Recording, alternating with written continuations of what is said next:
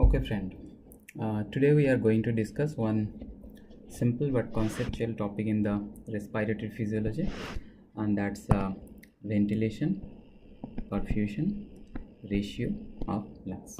Okay, so in this schematic diagram, as you can see here, that ventilation, it's nothing but the amount of air that is entering inside the alveolar system. So this is the alveolar system of the lung, and perfusion, denoted by Q here, this is nothing but the amount of blood flow which is occurring inside the lung. Now before going into the detail of this topic, first of all we have to remember, when we talk about ventilation of the lung, we have to remember two types of ventilation here. One is pulmonary ventilation, so one is pulmonary ventilation, which is also known as the minute ventilation, and second is the alveolar ventilation. So now pulmonary ventilation, here it is the total amount of air which is entering in the lung in 1 minute.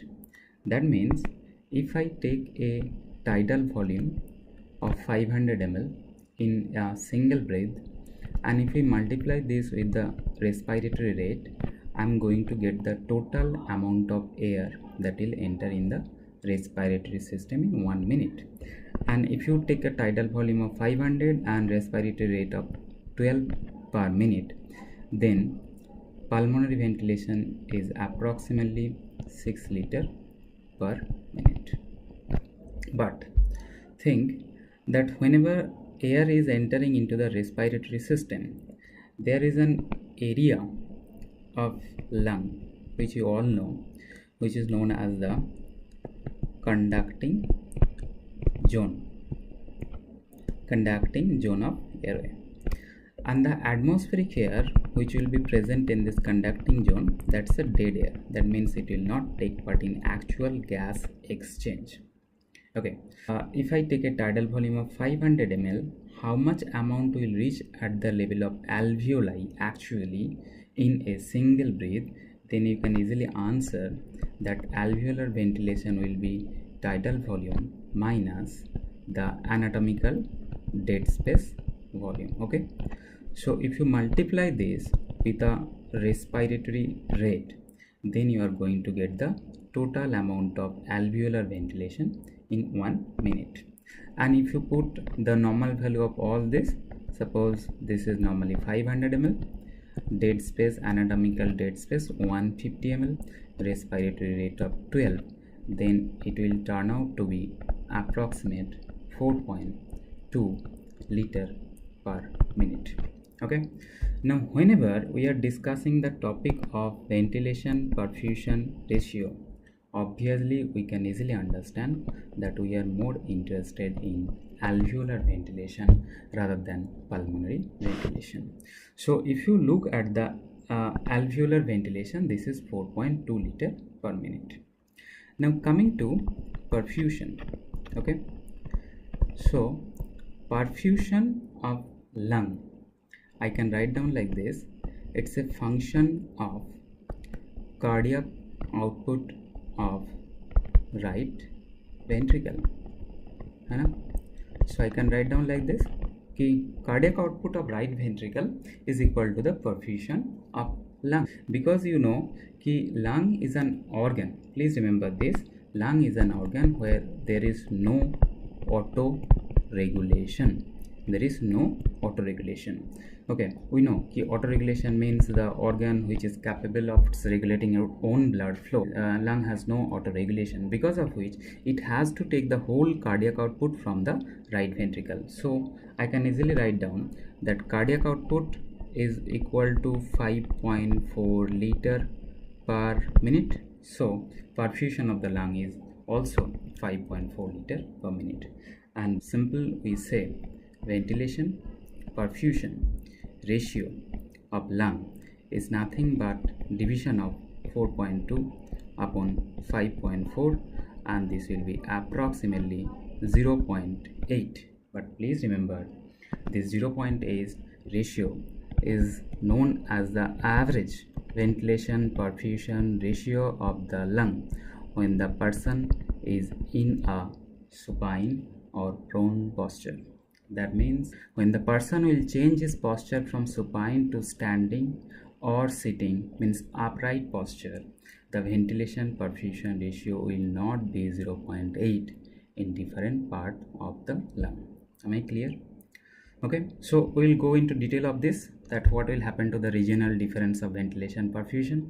But before proceeding into the second part, please let me clear one thing, that I hope you know that partial pressure of oxygen is 160 millimeter of mercury at the level of atmosphere. This is a must know information for MCQ. Okay, but when this atmospheric oxygen enter into the conducting zone of the lung, because of moisturization, because of addition of water vapor at the level of conducting zone, the partial pressure of oxygen drops down to 149, or roughly I can write down 150 millimeter of mercury. Okay, so this dropping down is due to water vapor addition or moisturization. Now there will be further drop of oxygen at the level of alveoli, and we all know alveolar oxygen partial pressure is around 100 to 104 millimeter of mercury. Never forget this information. So there is further drop at the level of alveoli. This is due to obviously utilization of the oxygen by this blood, and that's why there is further drop of oxygen at the level of alveoli. And please note down here, I have put capital A. Capital A stands for alveoli. Okay, arterial blood will be written as a small a. Okay, now whenever there will be exchange of oxygen in this blood, final partial pressure, okay, of oxygen at the level of arterial blood will drop down further, and this will be approximately 95 to 98 millimeter of mercury. Now the question is, why there is further drop of partial pressure at the level of arterial blood? Two things we have to remember here. This depends on, so the partial pressure of oxygen in the arterial blood is a function of ventilation perfusion ratio of the lung. Second, it also drops down due to presence of a anatomical shunt due to bronchial vein. Okay, so this topic is a separate one. We'll discuss this later on. So bronchial vein makes a shunt, and that is known as the anatomical shunt. So because of these two reasons, shunt and ventilation perfusion ratio of the lung, a final partial pressure of oxygen drops down to 95 millimeter of mercury. Okay, so now let's move on to the second part. Effect of posture on ventilation perfusion ratio.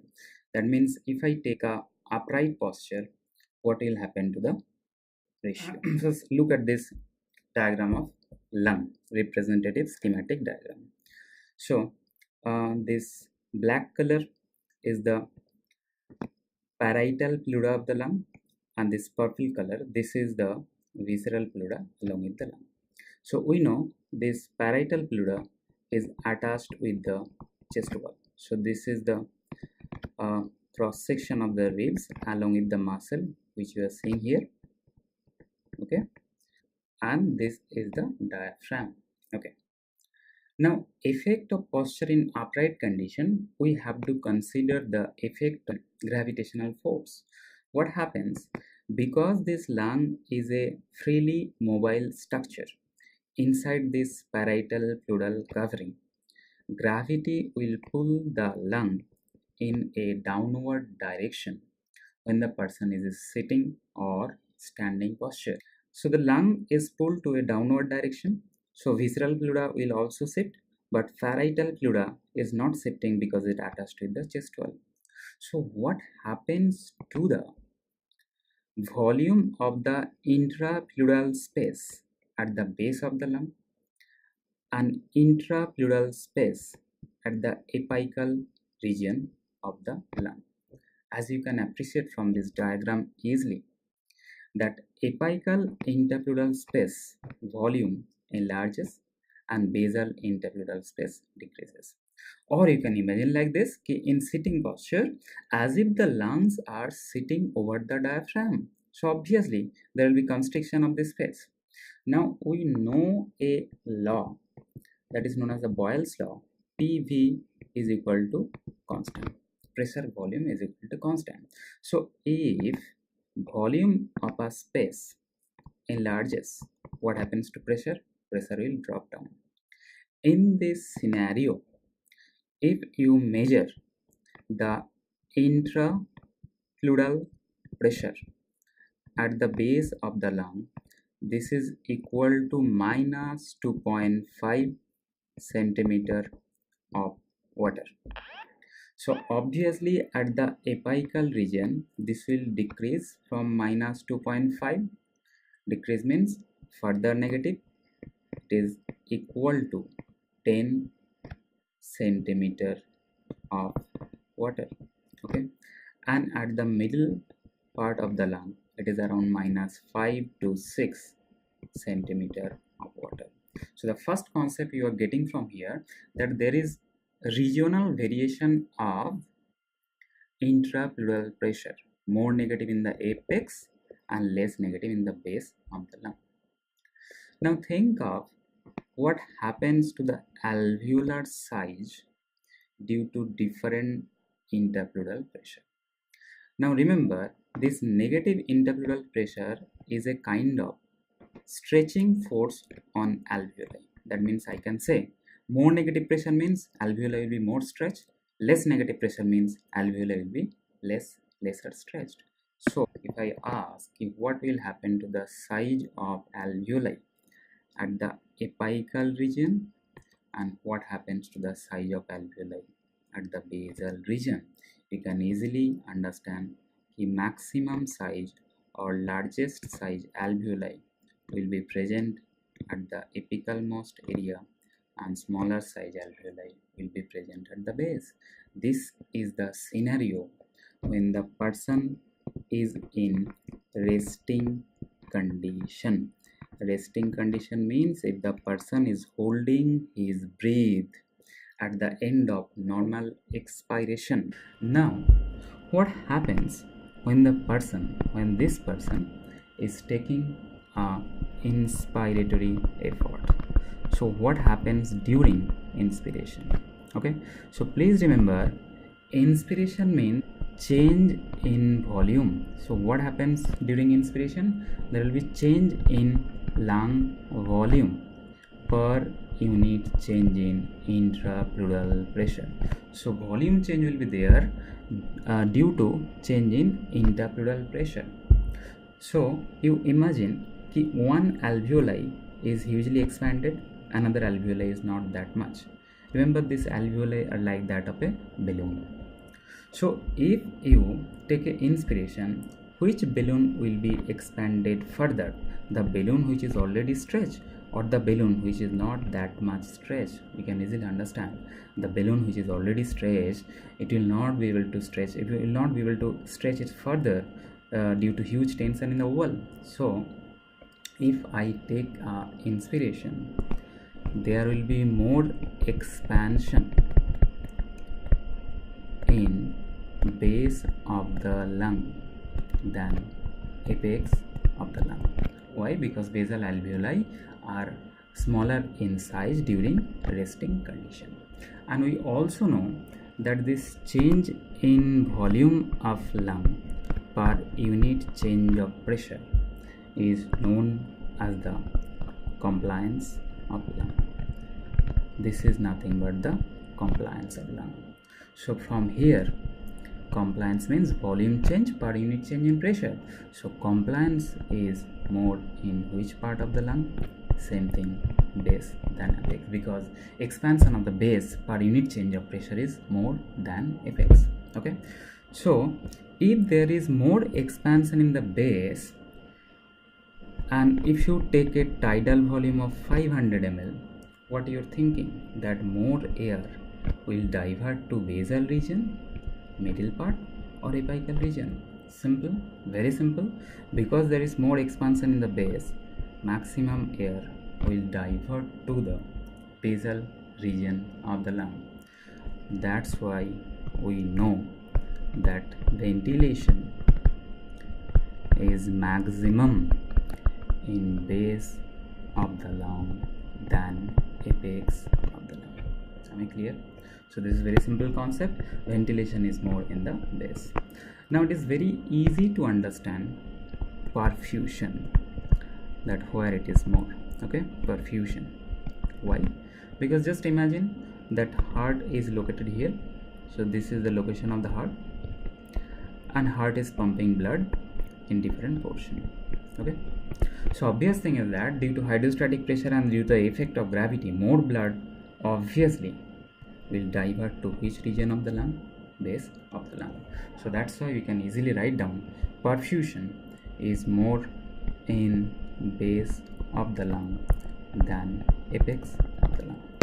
So now there is a problem. So ventilation is also more in base, perfusion is also more at the base of the lung. But we all know that ventilation perfusion ratio is maximum at the level of apex. Okay, so we have to explain why the ratio is maximum at the apex. So to explain this scenario, we are writing down the different ventilation and perfusion in different region of the lung. So I have made a table here. Okay, in this table we'll write down the ventilation value will be liter per minute, perfusion again liter per minute, and then we will write down the ventilation perfusion ratio in all this region.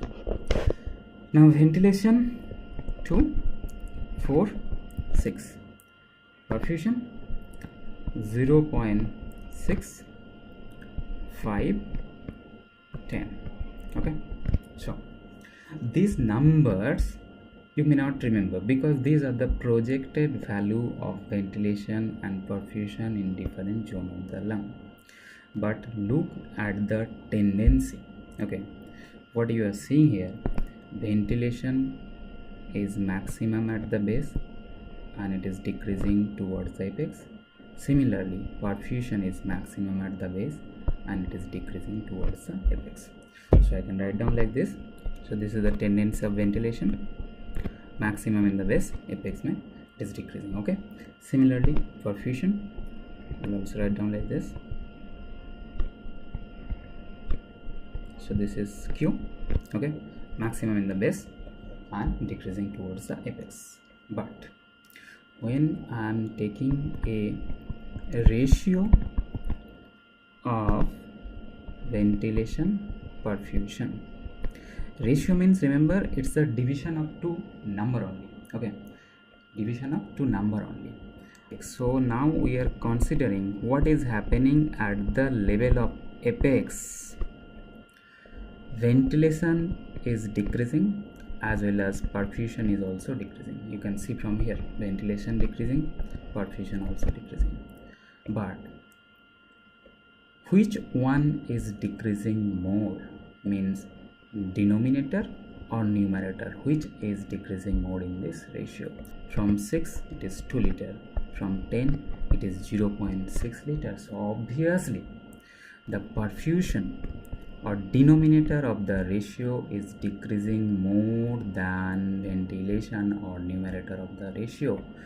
And in a ratio, if the denominator decreases more, we all know the ratio will be very, very high, and this is not only high, this become highest. Okay, so if the question is why the ventilation perfusion ratio is maximum at the level of apex, what will be our answer in MCQ?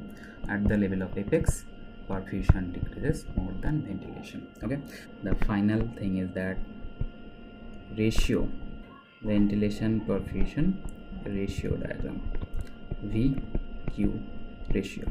Okay, as you can see here, maximum in the level of apex and less at the level of base. Okay, so now sometimes in MCQ it is asked what is the actual VQ ratio at the level of apex. So divide this 2 with 0.6, this will be 3.3. This number is a must know information for MCQ.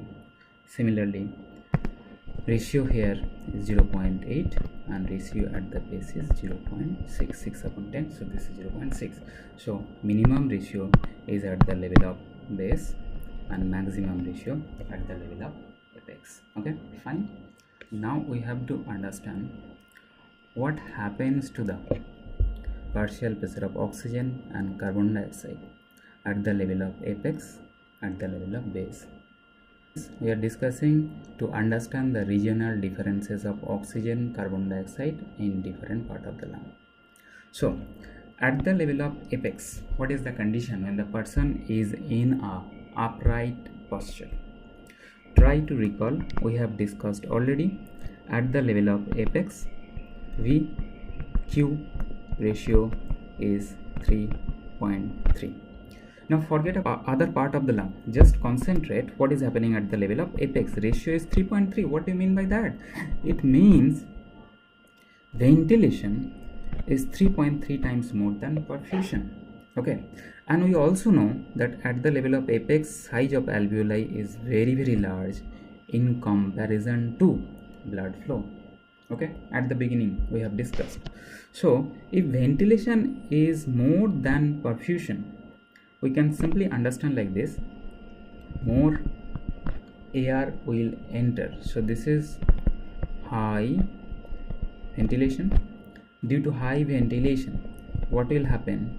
More fresh oxygen will enter at the level of alveoli. So oxygen is entering here.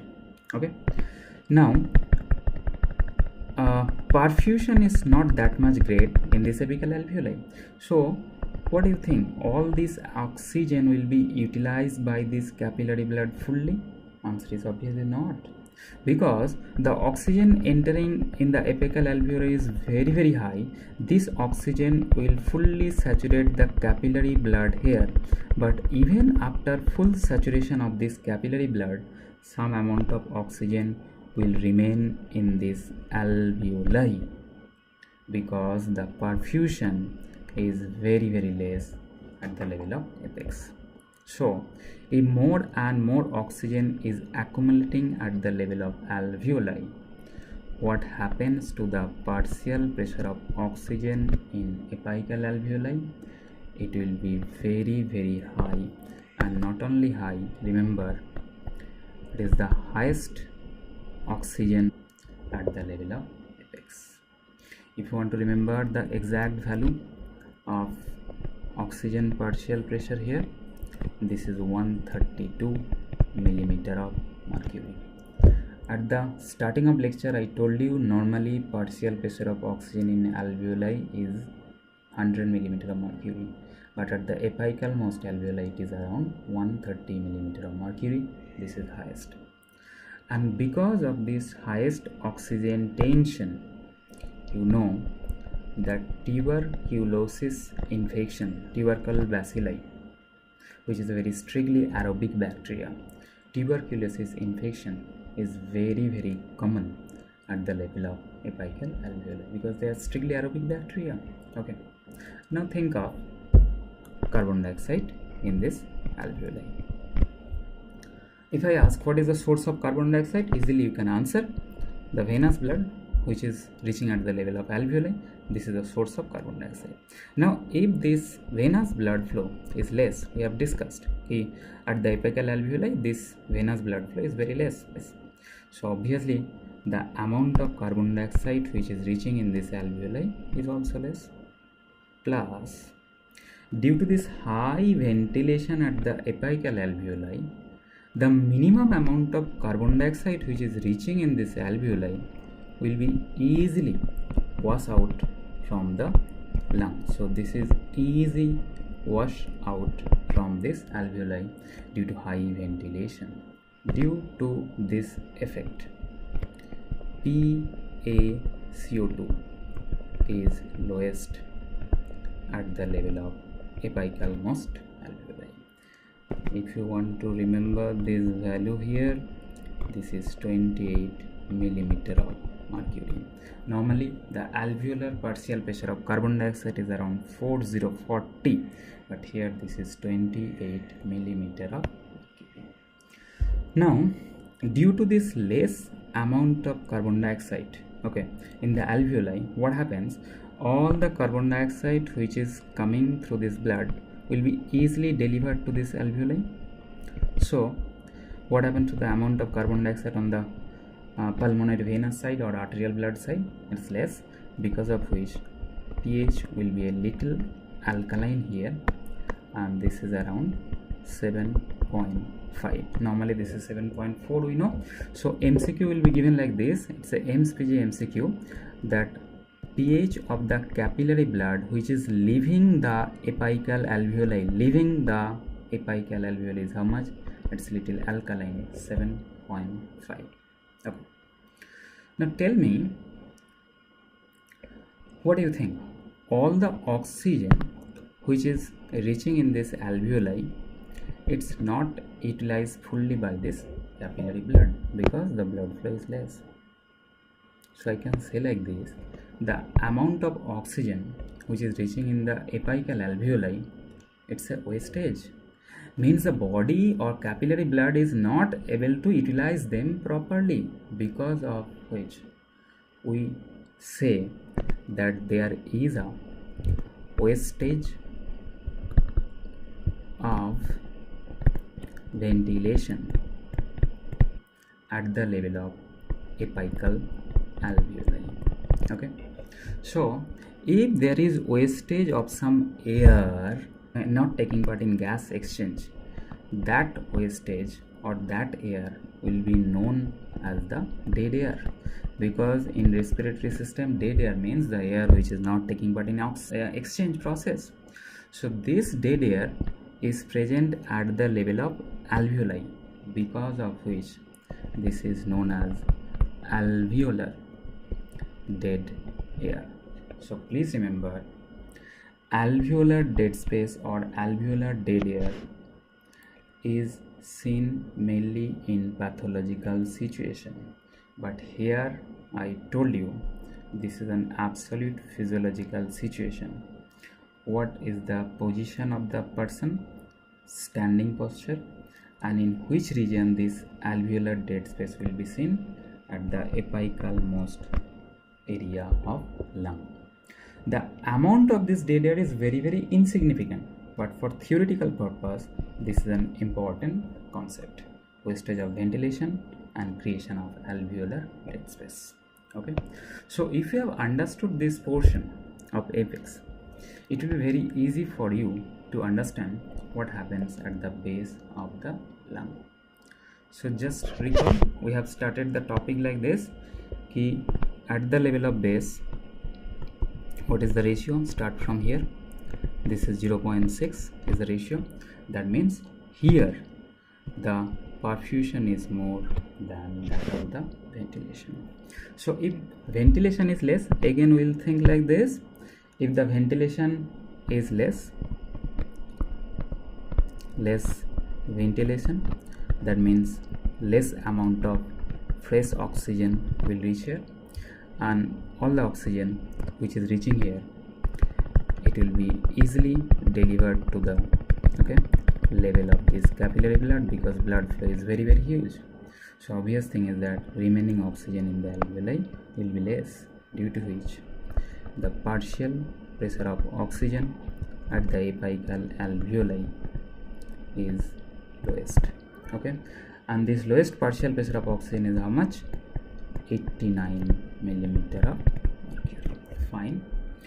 Now similarly, think of carbon dioxide. I told you already that the source of carbon dioxide is coming from the blood, and in the basal alveoli the perfusion or blood flow is very high. Due to very high blood flow, carbon dioxide reaching the alveoli will be also high, and this carbon dioxide will not be able to wash out from the lung. Wash out of carbon dioxide, Due to less washout and more amount of carbon dioxide delivered from the blood, the partial pressure of carbon dioxide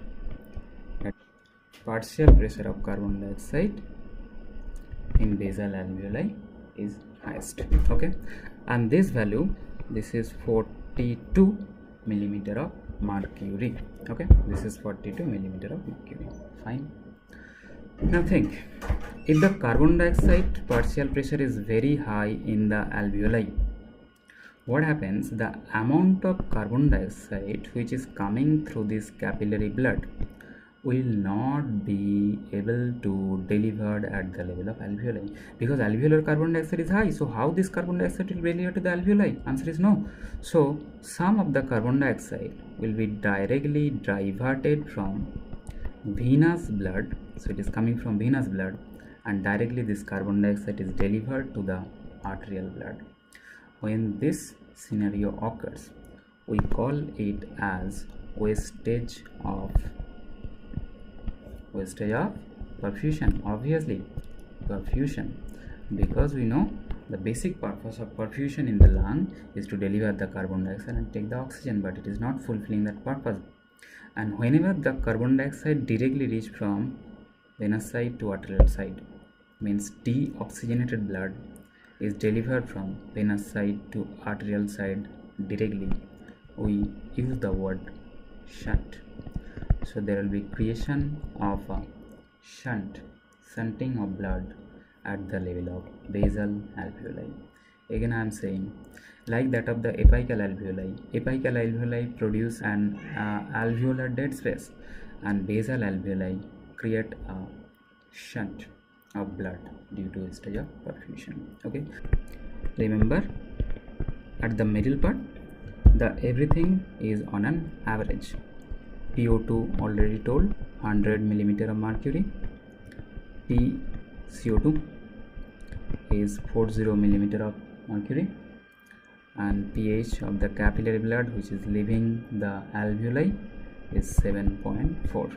Okay, now let us discuss what happens to ventilation perfusion ratio in different pathological scenario. To understand this, I have made a schematic diagram of alveoli and the perfusion to that alveoli. So this is the capillary. So we are taking one extreme scenario, that is airway obstruction. So if there is an airway obstruction by a tumor or any lymph node, whatever, what happens to the ventilation perfusion ratio of this unit? Very simple. Let us make this diagram complete. So this is a tumor or any kind of lymph node obstructing the ventilation. If we consider the ventilation perfusion ratio of this unit, ventilation is 0 here, but perfusion is normal, is equal to 0. This is an MCQ, please remember. So VQ ratio 0 means there is complete obstruction of airflow to that alveoli. So what will happen to the composition of this alveoli? That is the MCQ in AIMS. Initially I told you that alveolar oxygen partial pressure is 100 millimeter of mercury, and carbon dioxide partial pressure is 40 millimeter of mercury. Okay, so whenever there is an obstruction, immediate obstruction, first look at what is the partial pressure of oxygen in venous blood. We know this is 40, and partial pressure of carbon dioxide in venous blood is 46 or 45 according to Guyton. Okay, whatever. So initially, if there is a sudden block here, we can easily understand that oxygen will still be exchanged from alveoli to capillary, but no fresh oxygen is delivering in this alveolar unit further. So obviously the alveolar oxygen partial pressure will reduce, and whenever the partial pressure become 40 millimeter of mercury, no further exchange of oxygen is possible. Okay, because now the venous blood oxygen partial pressure is same with the alveolar oxygen, and we know the diffusion of gases occurs due to the pressure difference. If there is no pressure difference, no exchange. Okay, so it will stop at this position. Similarly, the carbon dioxide exchange will also continue from this venous blood to the alveoli initially, because partial pressure in the venous blood is 4.6. Due to this exchange of carbon dioxide, partial pressure in the alveolar unit will also rise from 4040 to gradually suppose 46. Whenever the carbon dioxide partial pressure is 46, due to the similar reason, no further transport of carbon dioxide is possible.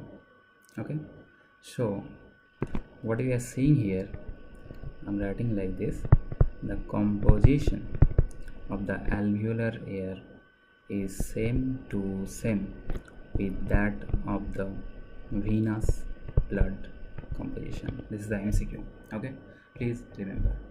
Although you are thinking what happened to this alveoli, all of you know ultimately this alveoli will go into a collapse condition, and due to this hypoxic scenario, the body will compensate. How it will compensate? It will divert the blood flow to the other region. How it will do that? It will do by vasoconstriction. We know pulmonary vasoconstriction occurs in response to hypoxia. So whenever the oxygen partial pressure decreases, there will be vasoconstriction of this blood vessel, due to which more blood will divert to the other units, and ultimately this alveoli will get collapsed due to absorption. Okay, fine.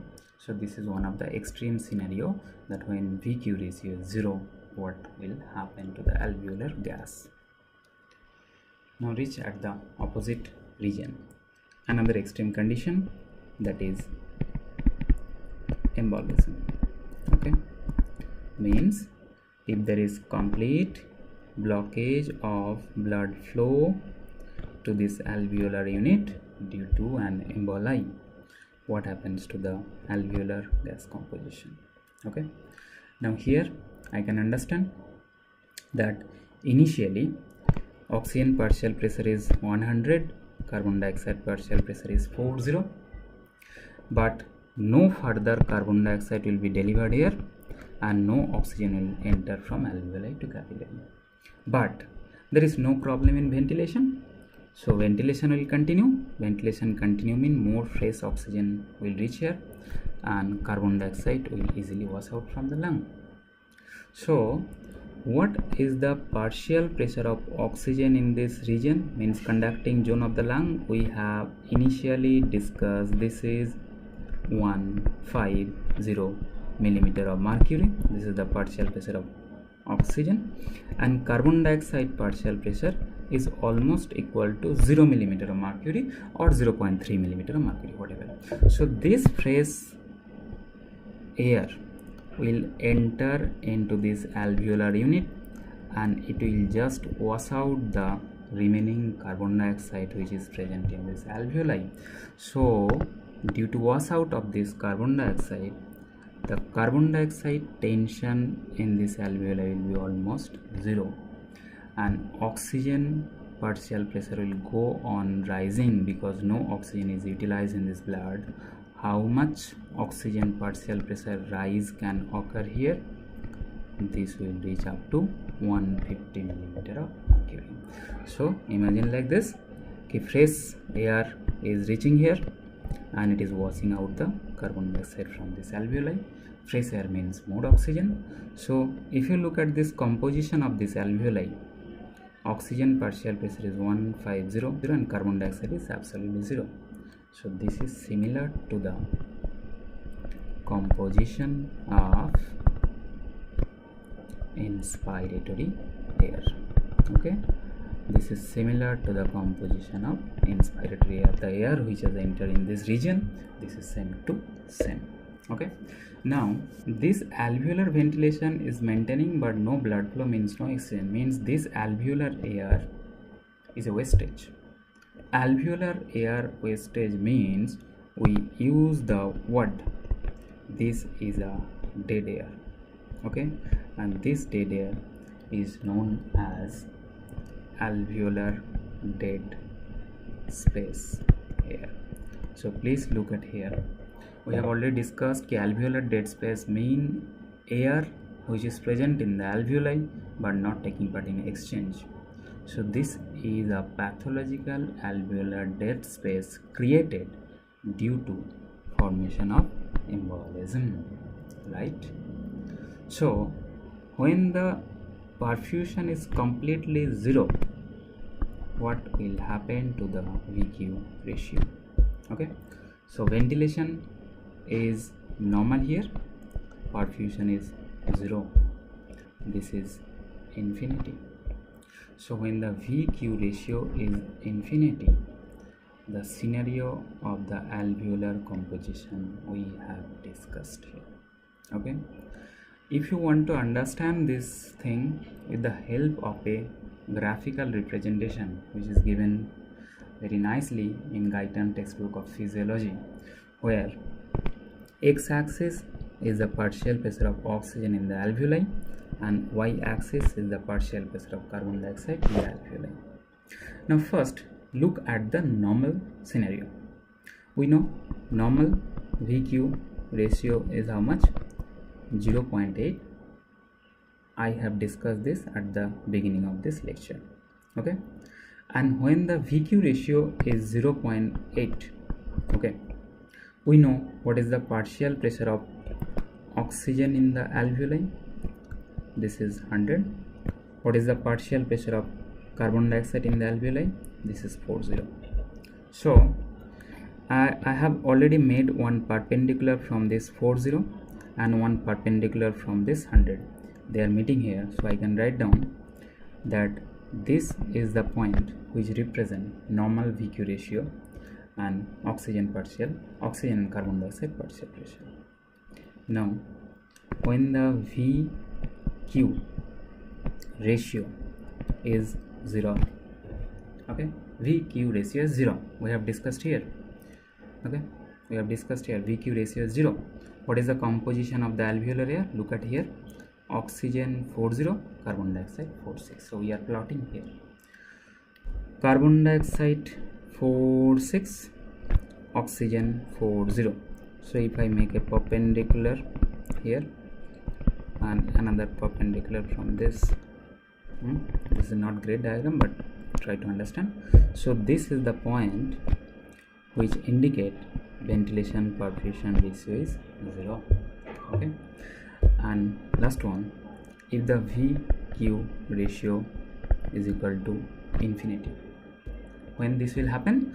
When the perfusion is absolute 0. We have discussed here VQ ratio is infinity, means perfusion is 0. What is the composition?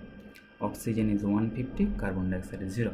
So carbon dioxide 0 means it is directly on the x-axis, and oxygen 150 means it will be a point near here.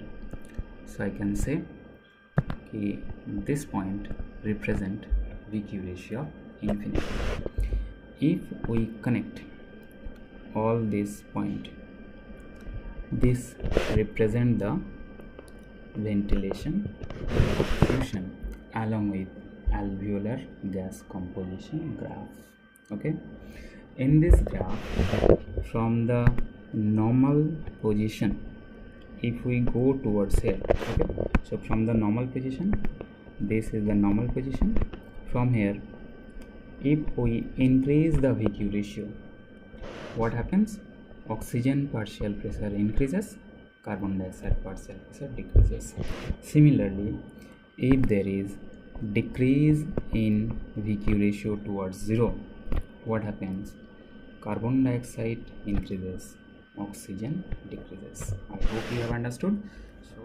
So after understanding the topic, now we are summarizing with the help of some diagram actually from the book. Okay, so apex, we have discussed this point. The interpleural pressure is more negative, because of which transmural pressure is also alveolar more expanded, and the compliance is less. High ventilation perfusion ratio, due to which wastage of ventilation. Now after understanding this topic, if you look at some of the MCQs that I have given in my book, see here the MCQ. 67-year-old man had a solid tumor that pushes against an airway, partially obstructing the airflow to the distal alveoli. Okay, so which condition? VQ ratio ventilation is reducing towards zero, perfusion is maintaining. What happens? We know carbon dioxide increases and oxygen decreases. So in this condition, the A point is a better answer, because in B, oxygen per cell pressure is high. That will not be the answer. It is the A which is the answer here. Okay. Similarly, the question can also be given like a embolism, obstructing our airway unit. What will happen to the alveolar composition, right? So thank you very much for listening. Hope this will clear some of the doubt from this topic. Thank you.